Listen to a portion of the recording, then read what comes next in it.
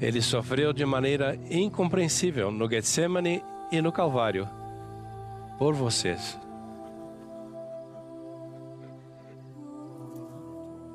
Sua expiação infinita é para vocês. Eu os exorto a devotar tempo todas as semanas, pelo resto de sua vida, para aumentar sua compreensão da expiação de Jesus Cristo.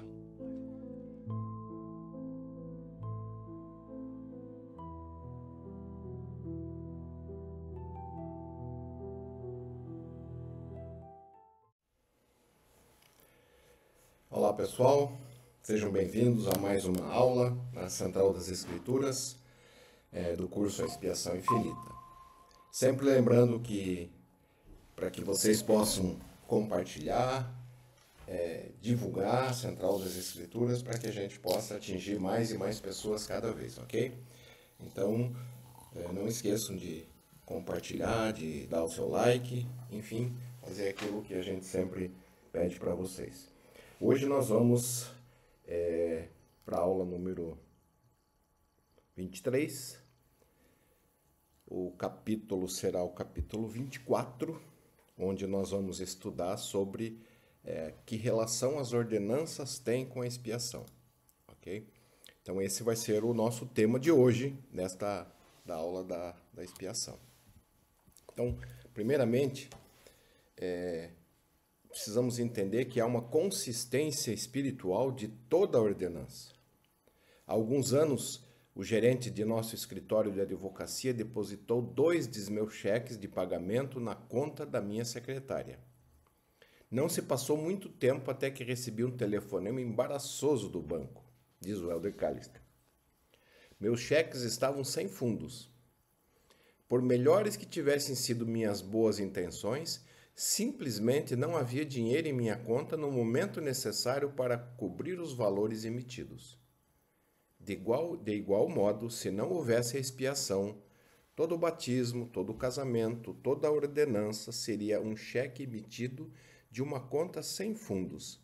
Simplesmente não haveria fundos suficientes para pagar o preço exigido e necessário para purificar-nos no momento do batismo, para selar-nos na ocasião do casamento ou para ressuscitar-nos na segunda vinda.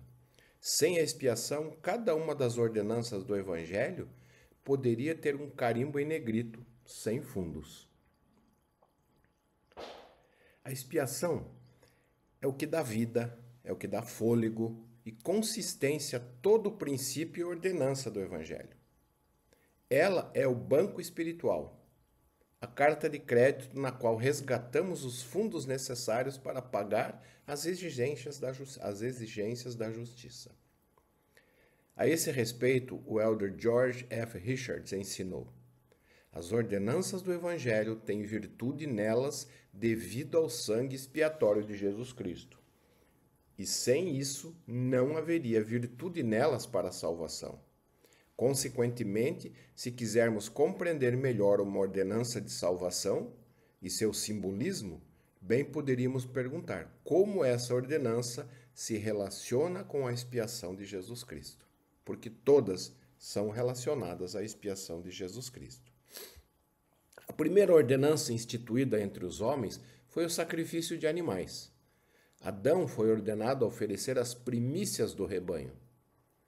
Essa ordenança visava orientar os pensamentos e a atenção do homem para o ponto central da história, a expiação.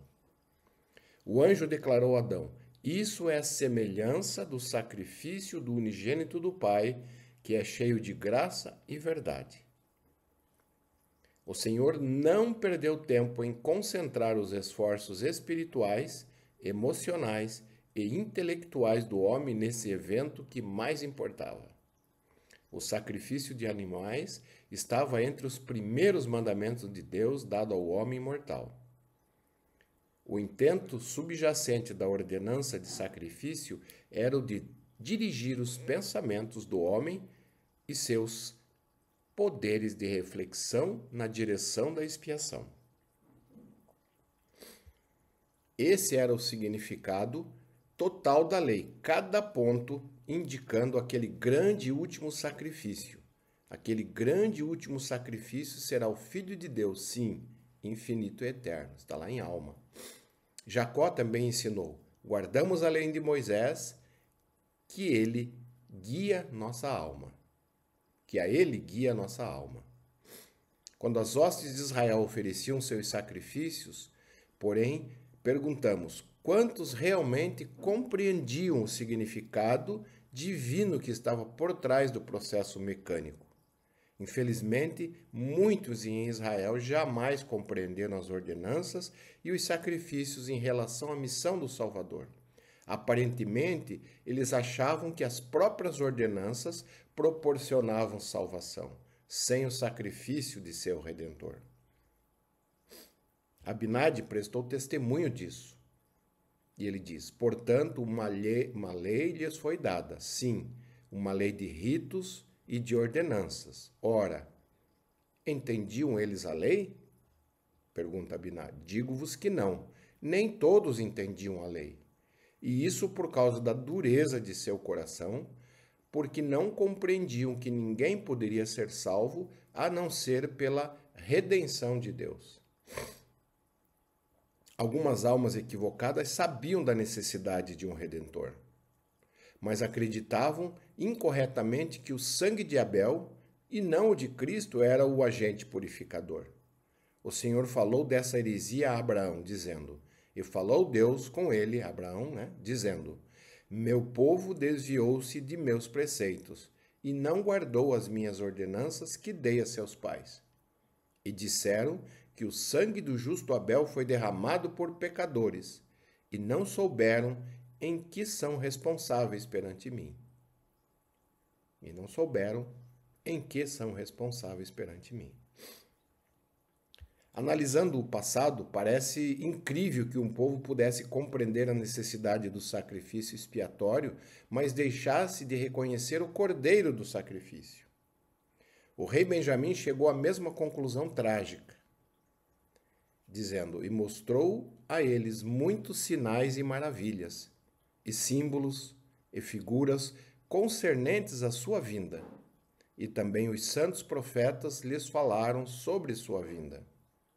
E apesar disso, endureceram o coração e não compreenderam que a lei de Moisés de nada serviria se não fosse pela expiação de seu sangue.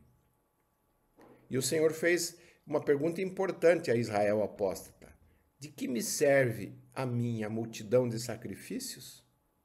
Não me agrado de sangue de bezerros, nem de cordeiros, nem de bodes, o Senhor disse. Em outras palavras, os sacrifícios em si mesmos não têm significado, não têm nenhum propósito.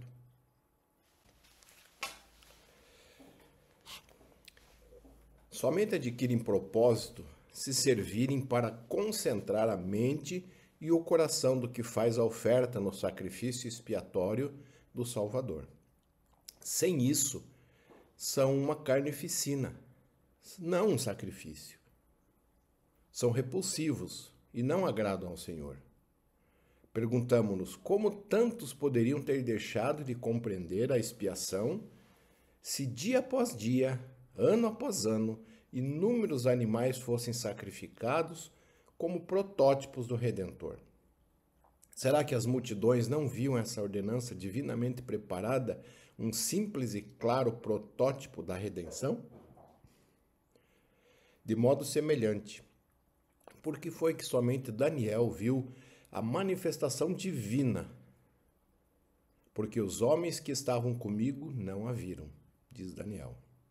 Quando a multidão de hostes celestes irrompeu da esfera celestial cantando glória a Deus nas alturas, por que somente um seleto grupo de pastores nas colinas ouviram aquelas gloriosas verdades?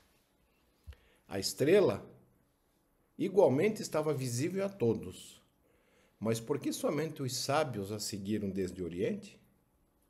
Por que não multidões daqueles horizontes distantes? Estava Saulo no caminho para Damasco, mas por que entre seus companheiros de viagem, somente ele foi plena testemunha do Salvador ressuscitado? Porque os eventos espirituais somente podem ser discernidos por sentidos espirituais.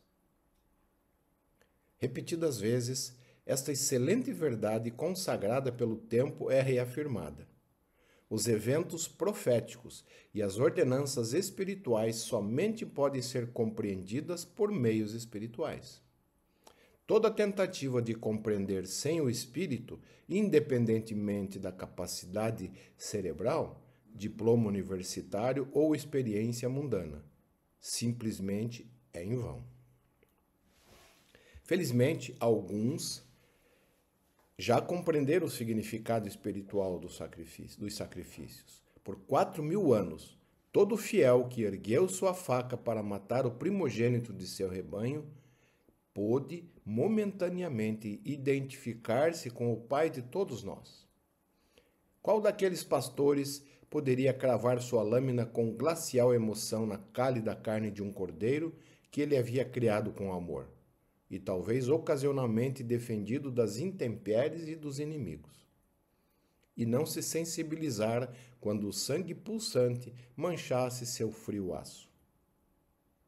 Nessa ocasião, o coração tanto do cordeiro quanto do pastor era transpassado. Por mais significativo que fosse o simbolismo daquele momento, porém, a lição duradoura não era para a mente, mas para o coração. Jamais podemos compreender o simbolismo passional daquele evento somente pela lógica fria. Ele precisa ser sentido. Todo pastor que ansiava por um redentor passaria por sua própria catarse espiritual, seu próprio coração quebrantado. Por meio dessa experiência, ele começaria a sentir, por menor que fosse essa emoção, a profundidade do sacrifício que ainda seria realizado no meridiano do tempo. A antiga ordenança do sacrifício continha todos os elementos e símbolos necessários para ensinar as verdades básicas da expiação. As primícias do rebanho representavam o primogênito de Deus. O Salvador, como a oferta exigida da antiga Israel, seria sem mancha. Nenhum osso seria quebrado. O sacrifício sem defeito será para que seja aceito. A oferta seria voluntária. Moisés declarou: ele a oferecerá de sua própria vontade. Seria derramado o sangue dos 2 sacrifícios, o do animal e o de Cristo. Arão foi ordenado a fazer a expiação sobre as suas pontas no altar, sobre as suas pontas do altar do sacrifício, com o sangue do sacrifício das expiações. O Senhor, então, proferiu sua bênção sobre a oferta, dizendo: santíssimo é ao Senhor. O propósito subjacente dessas ordenanças foi claramente ensinado para ser purificados de todos os vossos pecados perante o Senhor. Por isso eles faziam esses sacrifícios, no tabernáculo. Para que ninguém deixasse de lembrar o significado espiritual subjacente dessas antigas ordenanças, Paulo ajudou a trazer as coisas à sua devida perspectiva. Lá em Hebreus nós encontramos: porque é impossível que o sangue dos touros e dos bodes tire pecados, na qual vontade de Deus temos sido santificados pela oblação do corpo de Jesus Cristo, feito uma vez. E assim todo sacerdote aparece cada dia ministrando e oferecendo muitas vezes os mesmos sacrifícios, que nunca podem tirar pecados. Mas este, havendo oferecido para sempre um único sacrifício pelos pecados, está assentado à destra de Deus. Paulo aqui queria afirmar que Jesus Cristo seria o último sacrifício, porque todos os outros sacrifícios eram feitos diariamente, semanalmente, anualmente, alguns tipos de sacrifícios, mas eles tinham que ser repetidos, porque aquele sacrifício não tirava os pecados. Era só um simbolismo do último e grande sacrifício que seria o Salvador Jesus Cristo, o Filho de Deus, o sacrifício único que serviria realmente para tirar os pecados do povo. A natureza dos poderes redentores da expiação tem duas partes. Primeiro, vencer a morte física, que tinha sido uma causa da queda. E segundo, vencer a morte espiritual, que também foi um efeito da queda. Sendo que o primeiro, a morte física, é gratuitamente devolvida pela expiação. Mas a morte espiritual, a gente precisa pagar um preço para que a gente possa vencer essa morte espiritual. A ordenança do sacrifício simbolizava o derramamento do sangue de Cristo, para que a morte espiritual fosse conquistada. Mas será que havia uma ordenança ou oferta antiga que simbolizasse a futura conquista da morte física pelo Salvador? A antiga oferta das primícias do campo pode ter sido esse símbolo. Moisés ordenou: as primícias dos primeiros frutos da tua terra trarás à casa do Senhor teu Deus. Salomão e Neemias, porta-vozes do Senhor, mais tarde dariam instruções semelhantes a seu povo. Esse simbolismo era perfeito para uma sociedade pastoral. Cada estação era um lembrete da morte e da vida. Cada erva, cada planta, cada coisa viva, por fim, sucumbiria à sua natureza mortal. Com absoluta certeza, a terra reivindicaria o que era seu. E então, a cada nova sessão, com invariável constância, ela faria surgir uma nova vida. As primícias simbolizavam essa nova vida. De modo semelhante, a terra teria apenas um empréstimo temporário, mas não a posse permanente de nosso corpo mortal. No devido tempo, nosso tabernáculo mortal se levantaria do solo, assim como as primícias brotam em sua devida estação. Paulo, ciente desse simbolismo, falou da ressurreição do Salvador com termos correlatos, dizendo: mas de fato Cristo ressuscitou dentre os mortos e foi feito as primícias dos que dormem. Interessante, né, essa colocação que o Elder Calist faz, né, a respeito da ressurreição, né, como vamos dizer assim, o levantar, né, das primícias, né, sendo nós depositamos o nosso corpo que vai virar pó e depois vamos receber um corpo imortal, né? Seremos como se fosse um renascimento espiritual. As escrituras modernas confirmam que a antiga prática da oferta das primícias tinha implicações ainda mais amplas. Aqueles que honram e obedecem a Deus da mesma forma serão honrados como as primícias, quando se levantarem na manhã da primeira ressurreição. A ordenança do sacrifício aliada à oferta das primícias do campo foram formas do drama teológico destinado a ensinar a toda alma espiritualmente sensível que Cristo viria a dar a vida no altar e depois levantar-se do sepulcro. Aquelas antigas ofertas eram frequentes e seu simbolismo muito profundo.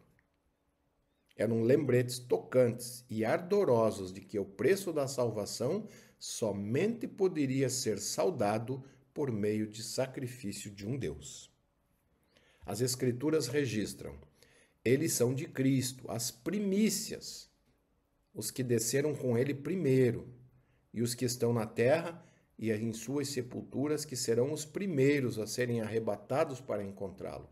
Aqui está falando do grande dia da ressurreição, onde aqueles que já morreram e ressuscitaram vão vir com Cristo.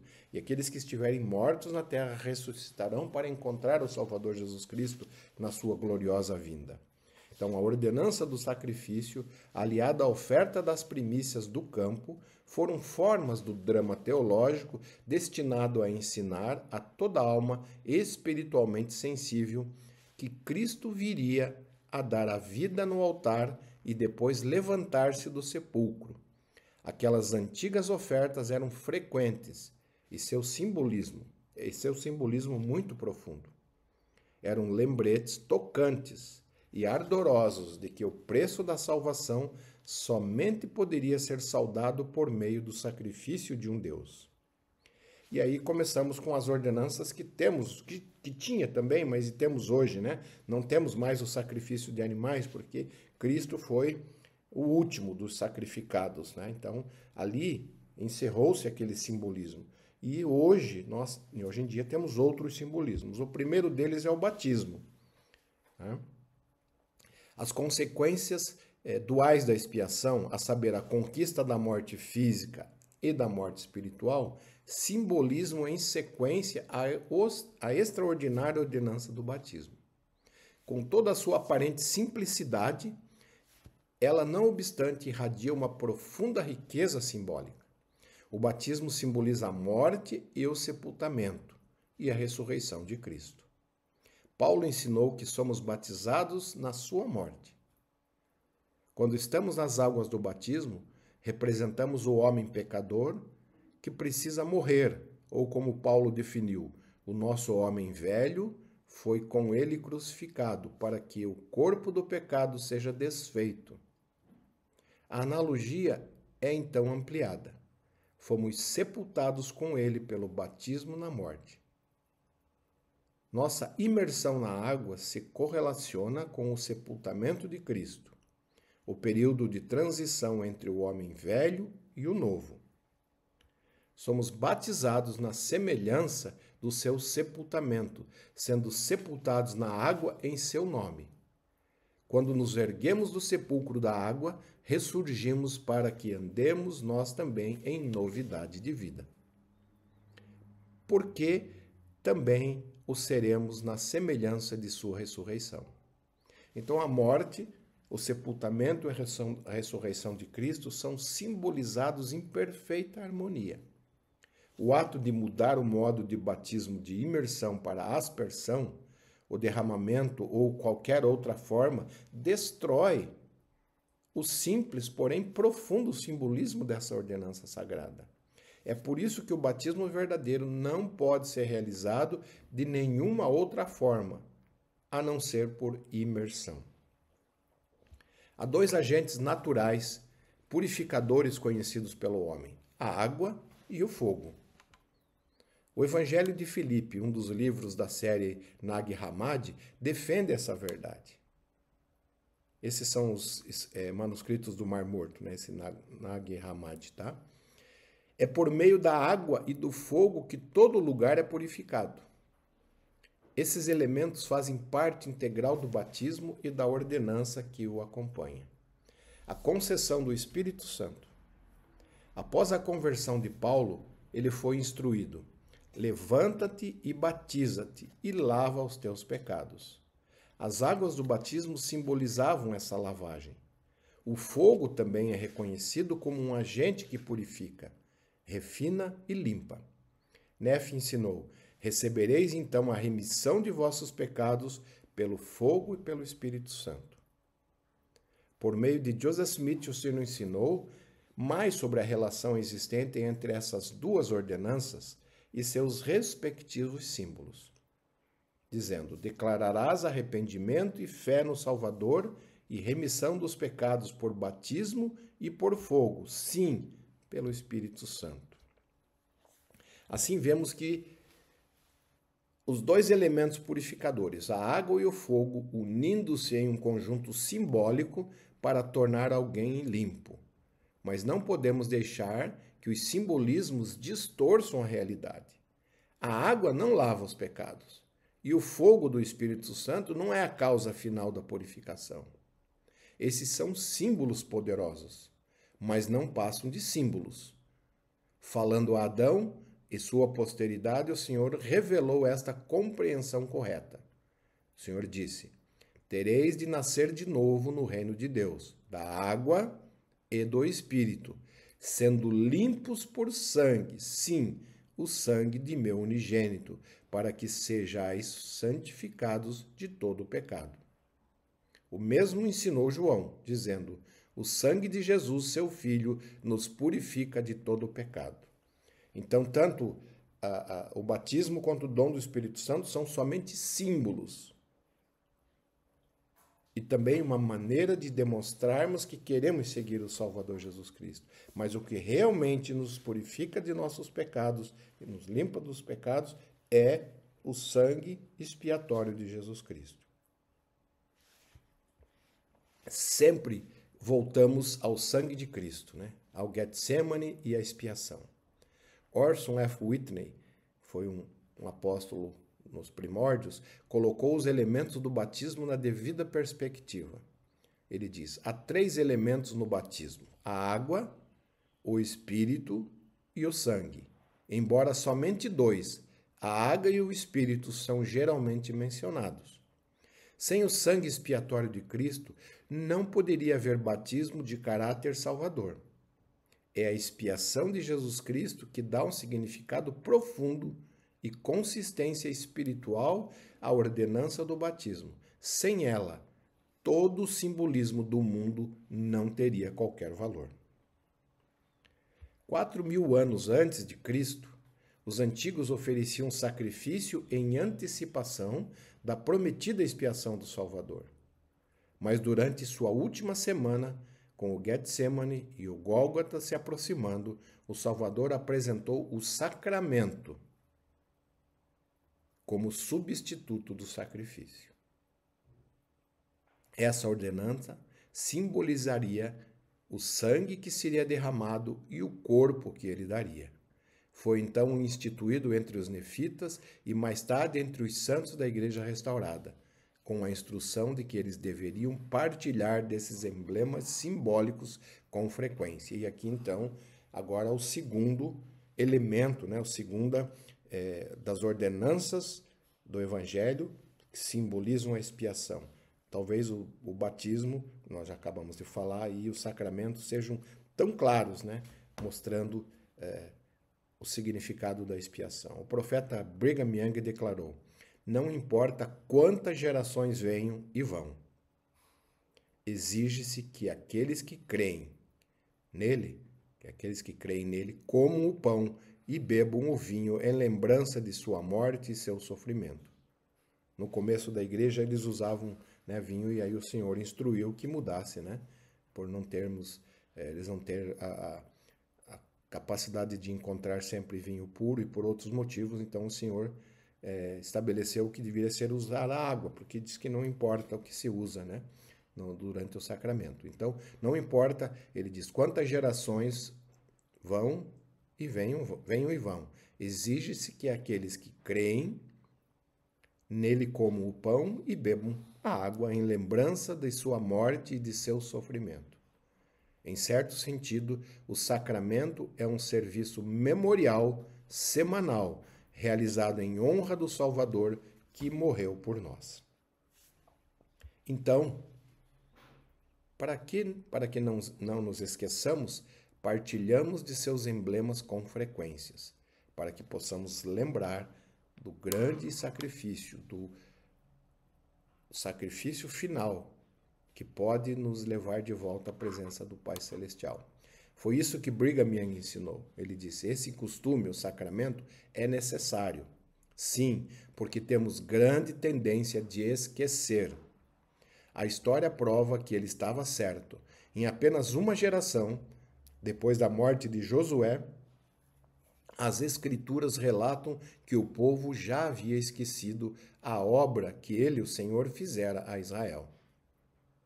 Os israelitas esqueceram todos os milagres que se passaram durante os 40 anos que eles estavam no deserto, né? O maná, as codornas, a abertura do mar, a abertura do rio, né? Quando eles chegaram na Terra Prometida. Enfim, se não houver uma lembrança constante, se esquece.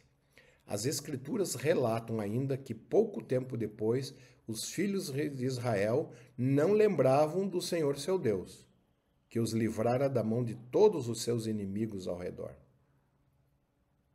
Com que rapidez nossa memória se dissipa. Foi isso que observou Mormon quando resumia as placas de Nefe.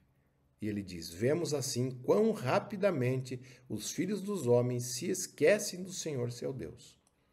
Por isso, então, vamos semanalmente à mesa sacramental para relembrar da morte, do sangue, da expiação de Jesus Cristo. Nas sagradas águas do batismo, fazemos o convênio de tomar sobre nós o nome de Jesus Cristo. Mas o Senhor sabe que os mortais têm a tendência de esquecer seus convênios, a menos que sejam constantemente lembrados. Na época do Velho Testamento, ninguém fazia um único sacrifício que durasse a vida inteira. Em vez disso, eles sacrificavam repetidamente ao longo de toda a vida. Por quê? Paulo deu a resposta. Nesses sacrifícios, porém, cada ano se faz comemoração dos pecados. Esta foi a mensagem do Salvador para a antiga Israel. Lembra-te e não te esqueças. É conhecido como o Shema, né? Lembra-te e não te esqueças. A mesa do sacramento é um lugar em que há comemoração. A mesa do sacramento é um lugar em que há comemoração dos convênios batismais. O Senhor sabe que uma de nossas fraquezas mortais é termos lapsos de memória. E mais recentemente temos aprendido que, ao partilharmos o sacramento, renovamos todos os nossos convênios. Não só os batismais, mas todos os convênios. O Senhor estava ansioso para que os filhos de Israel não esquecessem que ele havia dividido as águas do Rio Jordão. Quando eles chegaram na Terra Prometida, o Rio Jordão, né, parou e eles passaram em terra seca. Né? Foi diferente lá no Mar Vermelho, o mar abriu, e aqui o rio parou de correr, né, e formou-se um montão de água, né, e o rio ficou parado até que os israelitas atravessassem e entrassem na Terra Prometida. Como lembrete, foi ordenado a cada tribo que pegasse uma pedra do rio e a colocasse num lugar designado em seu acampamento. O Senhor então decretou que essas pedras serão para sempre por memorial aos filhos de Israel. Toda vez que ele ou seus descendentes olhassem para aquele monumento de pedras, seria um lembrete físico que Deus os livrara em seu momento de necessidade. Da mesma forma, o sacramento é um memorial da expiação de Cristo, o banquete de Páscoa que foi instituído em parte para lembrar aos israelitas do anjo destruidor que passou por eles, por causa do sangue do cordeiro nos umbrais das portas. Aquele foi um sinal que simbolizava o sangue do Messias, que poderia salvá-los espiritualmente. Para que não esquecessem desse episódio em que sua vida foi salva no Egito, deixa eu mudar um pouquinho aqui, foram salvas no Egito, e o evento que ele prefigurava, o Senhor ordenou-lhes: e este dia vos será por memória, e celebrá-lo-eis por festa ao Senhor nas vossas gerações, e celebrareis por estatuto perpétuo. Da mesma forma, o sacramento visa ser um lembrete físico do amor e do poder de salvação de Deus para todas as gerações. Quando partilhamos dele de modo significativo, ele conduz, canaliza e concentra nossos pensamentos espirituais na essência do Evangelho, a expiação, simbolizada pelo pão em lembrança do seu corpo e pela água em lembrança do seu sangue. O Salvador ensinou essa verdade: fazei isto em memória de mim, porque todas as vezes que comerdes esse pão e beberdes esse cálice, anunciais a morte do Senhor até que ele venha.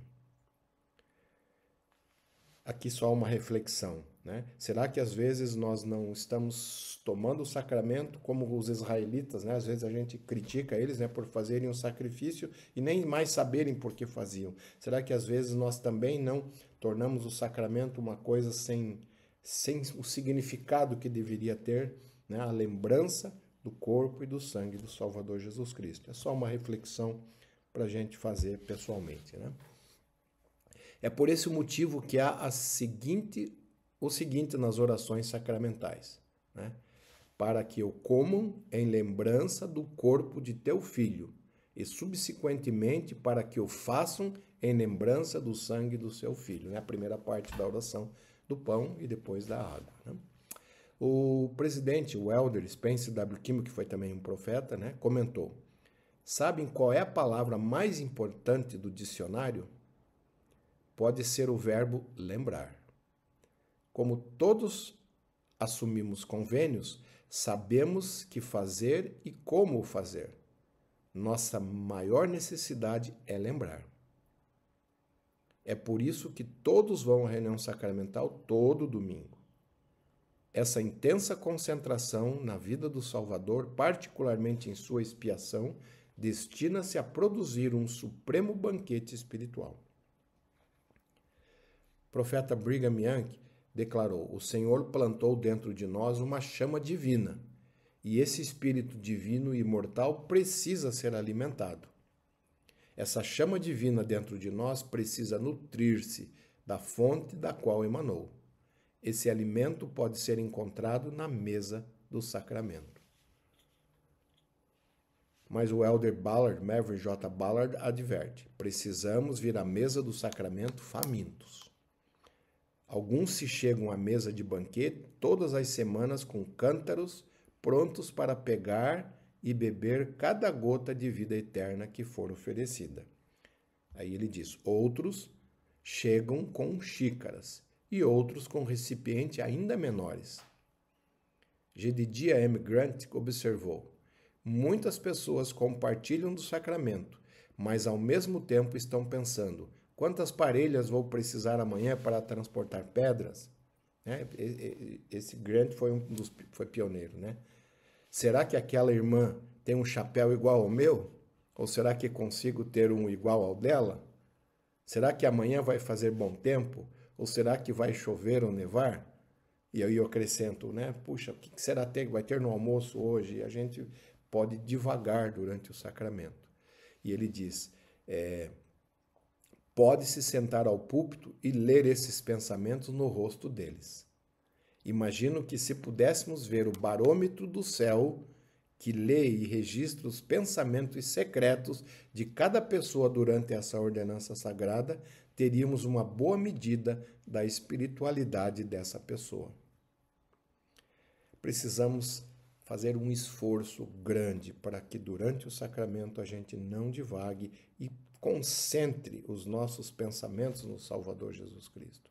E cada um tem as suas ideias. Alguns gostam de reler as palavras do hino sacramental que falam da expiação, outros gostam de imaginar figuras, né?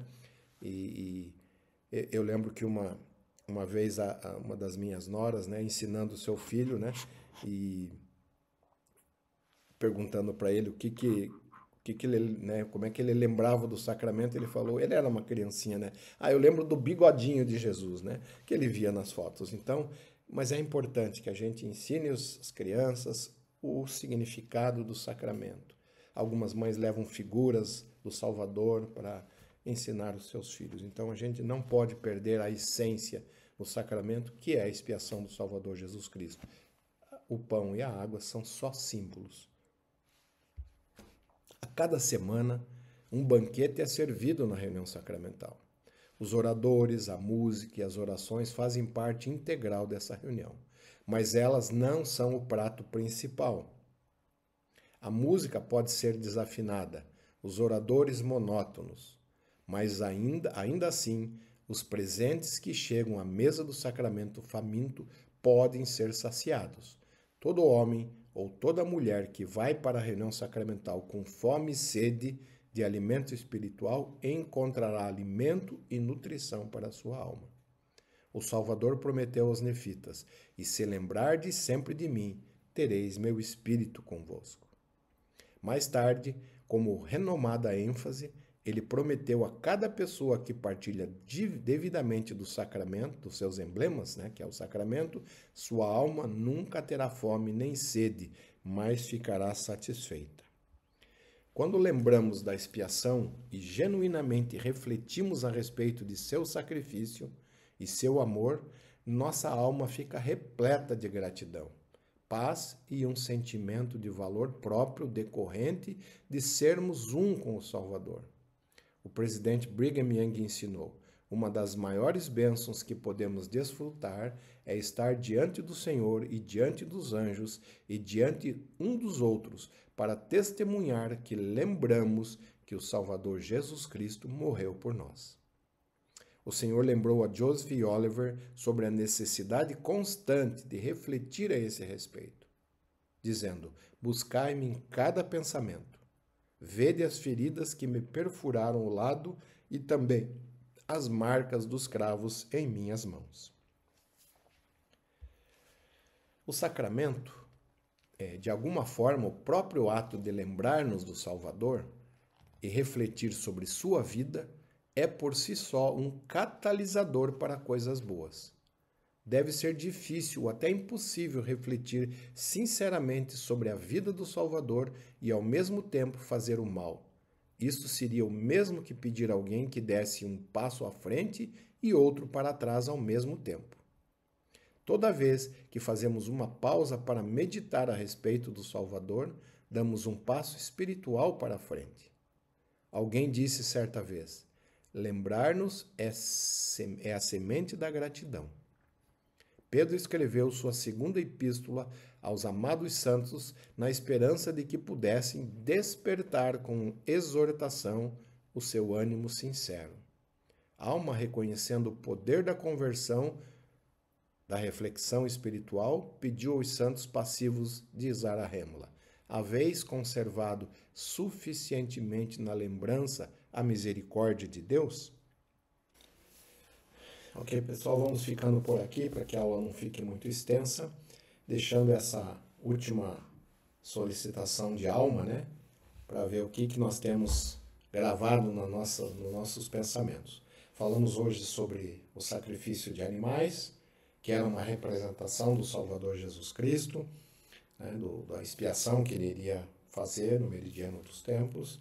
Também falamos da ordenança do batismo, que é um símbolo da morte e ressurreição do Salvador Jesus Cristo, e começamos sobre o sacramento, né, que é uma lembrança de todos esses, da expiação do Salvador Jesus Cristo, do seu sangue, do seu corpo, né, que foi dado a nós. Então, no sacramento é uma lembrança. Vamos continuar na próxima semana falando mais sobre o sacramento e também outras ordenanças que são símbolos da expiação. Então, obrigado por estarem conosco e não esqueçam de compartilhar, dar o seu like e ficamos por aqui deixando essa aula em nome do Salvador Jesus Cristo. Amém.